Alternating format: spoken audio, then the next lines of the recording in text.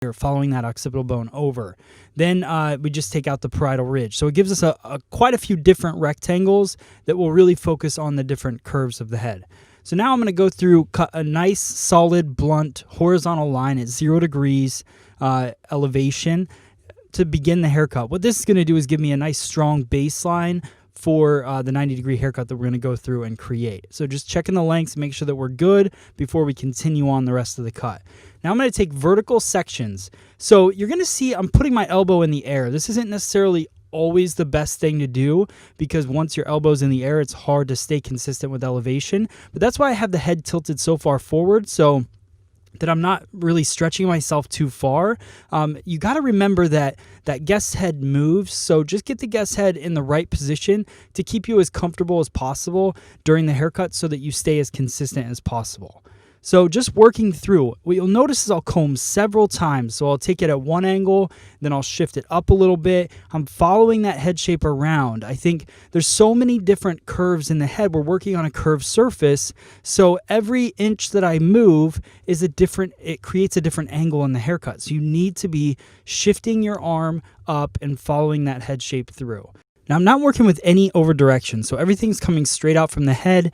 I'm getting my guide from that previously cut section and just working up the head shape. So the whole key is to create a completely round sphere over the top of the head. So whether I'm cutting vertical and working up the head shape or working vertical or horizontal across the head shape, I want to make sure that my motion is directly out from the head at all times. That's what makes this such a difficult haircut and why they probably make it a state board cosmetology haircut is because you really have to stay consistent with every part of the three-dimensional object that you're cutting or the shape that you're cutting. So just working through, notice again that I just keep combing, I keep elevating it all the way up the head shape. Now, I'm not saying that this is the standard. I don't really remember exactly the sectioning for the state board. I believe it was only 4 sections. This is definitely more than that. So this is not a video to help you pass that state board test, but it is a video to help you with technique and following the head shape. So a lot of you guys requested you wanted to see seamless layers. So the way that you see seamless layers is to make sure that you stay on that 90-degree pattern up the head shape. A lot of people start to drop their elbow, start to drop their elevation, so they end up with that heavy ledge around the top layer of the haircut, and that's why it doesn't look seamless like you guys are talking about. So just going through, you're going to notice that see, look at my finger angle compared to the head shape. So I'm working right around the crown area, and my finger angle is exactly following what the head shape looks like. So as I shift through, you'll notice that I also hold the scissor differently when I get this high with the elevation. I used to kink my wrist a lot when I first started cutting hair, and even when I first started making videos. So when you look back at some of the videos, I would kink my wrist a lot. Now, just like that, actually. So still working on that habit. But as I go through, you'll notice that in my brain, I try to go off of autopilot and shift my wrist, and you'll see it happen a lot to just make sure that I'm not bending my wrist so much as I'm cutting. All right. So right there you can see how my wrist straightened out, and I just used my thumb halfway in the scissor to do my cutting.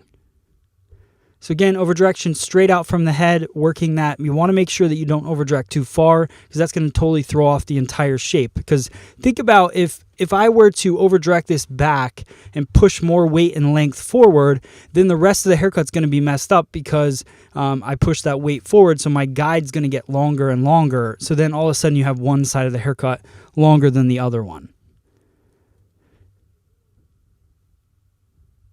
Another thing that I noticed about this haircut when I was filming it is how many times I look up because I'm filming this by myself. So I'm constantly looking at the camera to make sure when I'm doing a longer haircut that my hands are in the frame of the camera. So this was an extra difficult haircut for me because you have to stay so precise with where you're over directing, how you're elevating the hair, and then also is your hand in frame, which makes it, a little bit more difficult. But just working through, you could take it like pie-shaped sections throughout the crown area, just to make sure that I'm not, because if you keep taking vertical sections, sometimes you want to follow those vertical sections. So just working that pie-shaped section coming straight out from where it lives.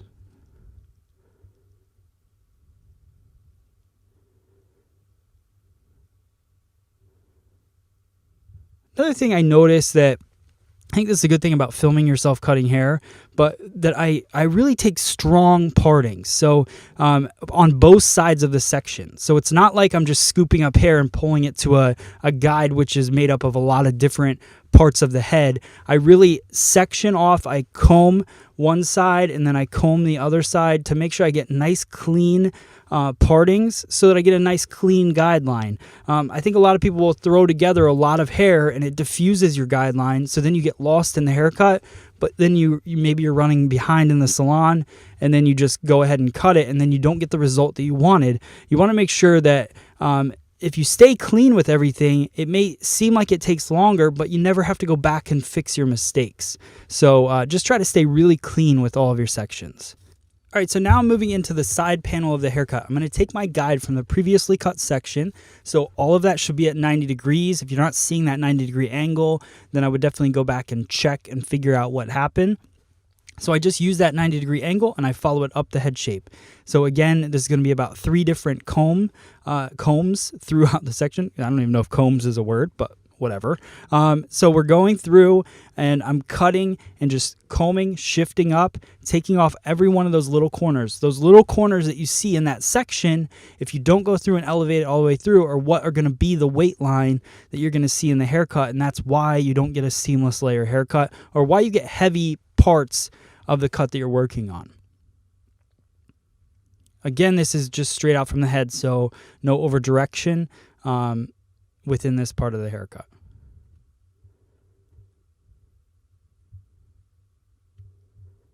Now, I know that this is like a really standard haircut that you do learn in school, and some of you guys have been doing hair for 20, 30 years. Some of you guys are just beginning. What I would say to really take from this cut and why I wanted to do it was because, first off, you guys were asking for a seamless layered cut, and I don't know if you realize that a 90-degree cut is that. But also, as you're working through, just really understanding how much head shape plays a role in what your layers are going to look like. So it really has nothing to do when we talk about, some people learn in school that angles are based on a flat plane, but you're not working on a flat plane. You're working on a round surface. So you really need to take every angle into consideration as you're moving up your head shape. So now we're working through the top, so I just take out one of those rectangle sections, and I'm going to work my way all the way up. Now, pretty much straight up from the head shape. But again, that's still 90 degrees to me. In school, you learn maybe that's 180 degrees. That would be when they're talking about working on a flat plane. But when I'm talking about working straight off of a head shape, that's creating a 90-degree angle to me. So just working up the head shape, creating that 90 degrees, and creating those soft layers throughout the head. Now, the cool part about this is if you go through this whole haircut, you take these small sections, you follow your guideline, what you're going to see at the end of the cut when I go to connect this whole thing together is that all of these layers that I'm creating now are going to match up perfectly to the other side. And that's how you know that you stayed consistent throughout the whole haircut. It's kind of one of those things for me. I love getting through a haircut and then checking it and seeing that it's as perfect as I could have gotten it. That doesn't always happen. So, it's a cool feeling to know that you stayed consistent throughout an entire haircut. So just shifting. Now we're going to go through the other side. So one thing I want to talk about on this, you'll notice that one half of the side, so on the right side of the haircut, I'm behind the head cutting. And then on the left-hand side of the haircut, I'm in front of the head cutting. The reason for that is it goes back to the guideline thing that I talk about in every video. So if you haven't heard that spiel yet, it's on every single video that I do. But you want to push the new hair to the guideline. So my guideline is coming from the back. So I'm combing the hair from the front, pushing it to the guide in the back. I never want to pull my guide to the new hair, because if I pull my guide from where it lives, it becomes shorter and I will cut the hair shorter. You'll end up with a whole entire side of the haircut shorter. So just standing in front of the head keeps me consistent with my combing. You can see on the top section right there, I'm taking these sections up and they match perfectly to the other side. So I kind of follow through the other side just to check it. So you can see as I'm combing, comb again, and then I comb one more time to connect those two sides together. So that is that part of the haircut. Now we're going to go through, iron it out with our VibraStraight iron. Worked it through. For some reason I didn't film the blow dry, but the blow dry was a standard flat wrap, so you didn't miss anything there. And if you want to know about that blow dry, it's definitely on a lot of the other videos that I've done. So you can see the 90-degree haircut doesn't leave the most flattering outer perimeter. So what I'm going to do is go through and iron out the hair, and then I'm going to go around and clean up the perimeter, create the perimeter line that I'm looking for. So even though I did cut the base at the very beginning of the haircut, that was really just to create a guideline. Now I'm going to go through and lighten up and create the perimeter that I was looking for in the end result of the haircut. So finishing up with some point cutting, working all the way around the crown area. Really, I'm just point cutting the top area of the haircut because, again, we're working on creating soft layers throughout the cut. So just taking out a little bit of that density, not changing the line whatsoever. So I'm keeping the scissor very vertical. This is my Mizutani DB20 scissor. Actually, no, this is the Mizutani Puffin. I use the DB20 for all the precision cutting. Now I'm using my dry cutting scissor, which is the Mizutani Puffin 5.5 inch, which I really love a short blade on my dry cutting scissor. And I just go through and soften that. Now I'm going to use the Puffin, and I'm going to create this angle. So you can see that angle that the 90-degree haircut created naturally. But now I want to go through and just soften it around the face. Just connecting those lines together. So I saw the point where I wanted to connect it in the back, so I just start using the tip of the scissor, going through and connecting those 2 points. Same thing in the back. So where it's soft from the layering, I wanted to have a little bit more of a blunt line. I love having nice solid blunt lines in a haircut as long as it doesn't look super heavy. So just go through using the point of the scissor, cleaning up that line to finish it off. And then the last thing that I'm going to do is take my clipper. This is the Andis Supra, I think it's ZR scissor that they sent to us, but I love it. It's cordless, so I use it a lot just for cleaning up. So I cut the entire perimeter with the scissor, but sometimes when I want a nice blunt line, I use the clipper just to fine-tune it a bit and create those nice hard lines throughout the outer perimeter of the haircut.